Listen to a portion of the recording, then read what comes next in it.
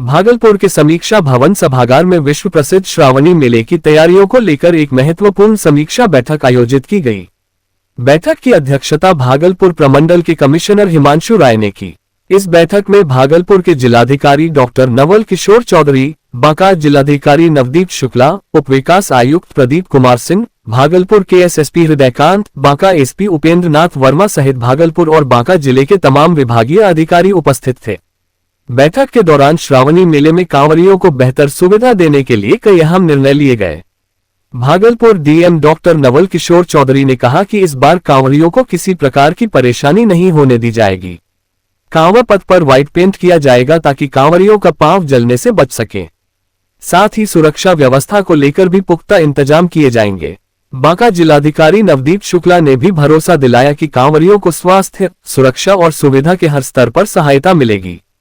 प्रशासन ये सुनिश्चित करेगा कि श्रावणी मेला इस बार और भी बेहतर, सुरक्षित और श्रद्धालुओं के लिए सुविधाजनक हो। आयुक्त महोदय की अध्यक्षता में श्रावणी मेला 2025 की तैयारियों के संबंध में बैठक की गई है। इस बैठक में भागलपुर जिले के समस्त अधिकारीगण, साथ ही बांका जिले के एम साहब, एसपी साहब और वहाँ के समस्त अधिकारीगण उपस्थित हैं और आयुक्त महोदय के द्वारा कई निर्देश प्राप्त हुए हैं। हम लोग तैयारियों को काफ़ी अच्छे तरीके से करा रहे हैं और समय से काफ़ी पूर्व हम लोग तैयारियों को और करा रहे हैं। सुरक्षा के दृष्टिकोण से किस तरह से निर्देश, सुरक्षात्मक दृष्टिकोण से जगह जगह हम लोग नियंत्रण कक्ष भी बना रहे हैं। जगह जगह पे पुलिस बल की प्रतिनियुक्ति है, मजिस्ट्रेट की प्रतिनियुक्ति है। लोगों के भोजन जो करेंगे उसकी जो स्वच्छता है उसके लिए भी हम लोगों ने टीम को लगाया है। इसके अलावा जगह जगह पे स्वास्थ्य सुविधाओं की व्यवस्था रहेगी।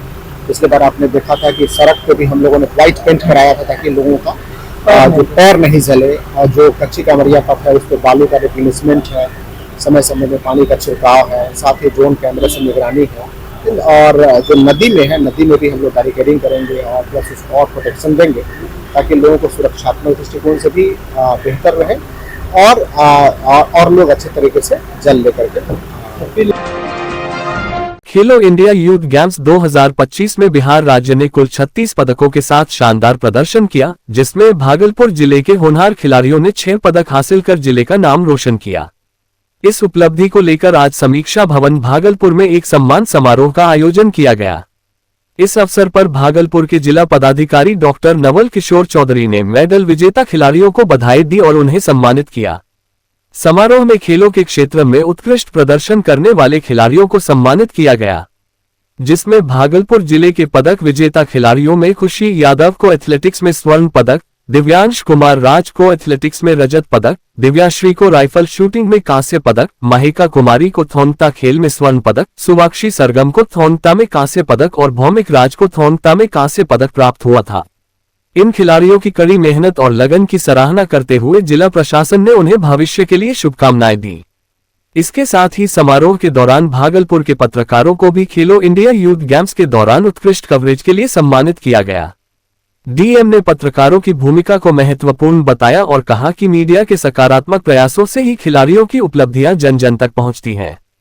समारोह के अंत में जिलाधिकारी ने कहा कि खेल प्रतिभाओं को प्रोत्साहित करने के लिए प्रशासन पूरी तरह प्रतिबद्ध है और भविष्य में खिलाड़ियों के लिए और बेहतर अवसर एवं सुविधाएं सुनिश्चित की जाएगी। निश्चित रूप से जो भागलपुर में खेलो इंडिया यूथ गेम्स 2025 का आयोजन हुआ और उस खेल के आयोजन में जो पूरी तैयारियां हुई और हमारे तैयारियों में कहीं कोई कमी थी उसको उजागर करने का कार्य हो या हमने जो बहुत बेहतर तैयारियां किया था उसको विश्व पटल पर रखने का कार्य हो, भागलपुर के बाहर के लोगों को बताने का कार्य हो, भागलपुर की प्रतिष्ठा और बिहार की प्रतिष्ठा बढ़ाने का कार्य हो, तो इन सभी कार्यों में हमारे मीडिया बंधुओं का अहम योगदान रहा। प्रिंट और इलेक्ट्रॉनिक्स मीडिया के सभी एक व्यक्ति ने काफी मेहनत किया है और हमारे यहाँ के अच्छे कार्यों को विश्व पटल पर दिखाने का कार्य किया है। तो मुझे लगता है कि जितने हकदार हमारे खिलाड़ी हैं उतने ही हकदार हमारे मीडिया के बंधु हैं जिन्होंने इस बिहार के प्रतिष्ठा को मान सम्मान को बढ़ाया है। इसी अवसर पर आज समस्त मीडिया बंधुओं को ये पहला अवसर है जो जिला प्रशासन की ओर से पत्रकारों को सम्मानित किया है। बिल्कुल, पत्रकार बंधु दिन रात लग करके और एक एक चीज के बारे में तथ्य को सामने लाते हैं और जो बेहतरी है उसको सामने प्रकट करते हैं। जो यहाँ के लोग हैं, यहाँ के बाहर के लोग हैं, उनके समक्ष में निश्चित रूप से और जितनी मेहनत करते हैं उनको भी सम्मानित किया जाना चाहिए, इस वजह से सम्मानित किया गया। खगड़िया के सांसद राजेश वर्मा आज भागलपुर व्यवहार न्यायालय में सशरीर उपस्थित हुए। उनके खिलाफ यह मामला उस समय दर्ज हुआ था जब वे भागलपुर नगर निगम के उप महापौर के पद पर कार्यरत थे। पुराने आपराधिक मामले में अदालत में उनकी पेशी हुई, जहां से उन्हें बेल मिल गई।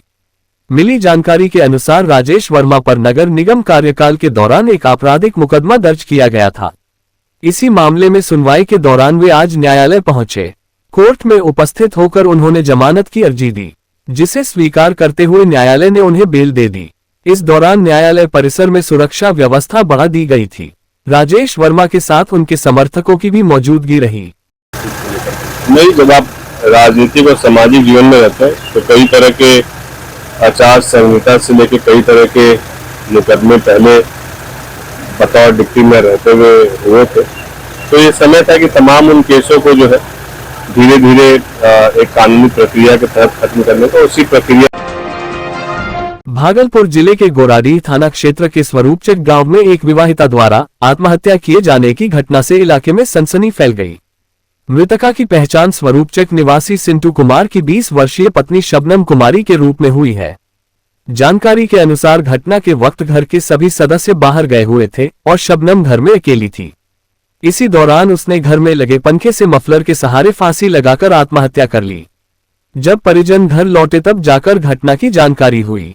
घटना की सूचना मिलते ही गोराडीह थाना की पुलिस मौके पर पहुंची और शव को कब्जे में लेकर पोस्टमार्टम के लिए भेज दिया। फिलहाल आत्महत्या के कारणों का पता नहीं चल सका है। पुलिस मामले की गंभीरता से जांच कर रही है। 5 लाख रुपया मांग रहा था। पैसा दो, उनका जान से तुमको मार देंगे और सारा सामान हमको शादी किया, सारा सामान हमको दीजिए। शादी कब की? 4 महीना पहले। 4 महीना पहले शादी? हाँ, 4 महीना हो गया शादी करने से। 4 महीना हो गया, पक्का 4 महीना। और उसके बाद में कल भी सवेरे बात हुआ मेरे बेटी से। उसके बाद हम लोग सौदा बना रहे थे। दुकान, मेरा दुकान है नाश्ता का, गिरना चौक पर, वहीं हम बेच रहे थे। कोई आदमी आया कि तुम्हारा बेटी के 1 बजे तुम्हारा कोई बेटी का घटना हो गया। हमको कोई चीज का जानकारी नहीं था, हमारा दोनों जीव का कुछ जानकारी भी नहीं था। तो आया आदमी कि तुम्हारा बेटी ने ऐसे से हत्या, मैं फोक भी नहीं बोला कि वो हत्या हो गया है। तो ये मारपीट का जो घटना होता था तो बराबर होता था और दहेज के लिए मांग भी किया था उसका मम्मी और शादी किए थे। तो ये शादी मामला क्या है, यहाँ से शादी ब्याह किया था कि 4 महीना कुछ होगा दिन पहले। उसके बाद वो रखता था बढ़िया से, इन्हें बीच में 2-4-10 दिन पहले कुछ हो गया था लड़ाई झगड़ा। उसमें से वहाँ से खबर दिया तो ये जो है ना जोने के सफल रहता, फिर भी अकेला नहीं जा सका। इस बीच में जो कल जो सुबह उसको फोन किया, फोन करने के बाद बातचीत भी किया और करीब 12-2 बजे उसको खबर आ गया कि उसे मर गया। भागलपुर विक्रमशिला सेतु पर शुक्रवार की सुबह 2 बसों की आमने सामने की भिड़ंत हो गई।